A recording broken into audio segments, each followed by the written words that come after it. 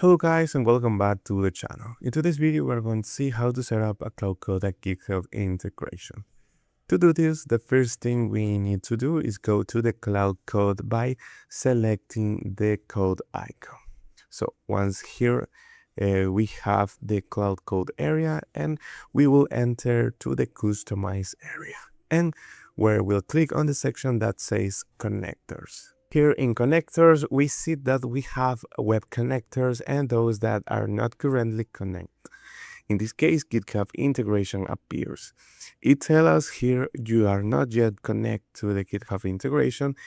It's as simple as clicking where it says connect, and what will happen that our cloud application will redirect us to the GitHub account where it says it wants full access, and we'll click where it says authorize.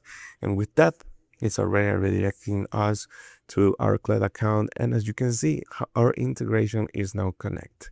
It tells us here, connect your GitHub account to give Claude access to your GitHub repositories.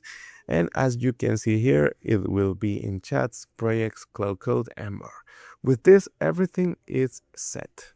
Thanks for watching, and we'll see you in the next video.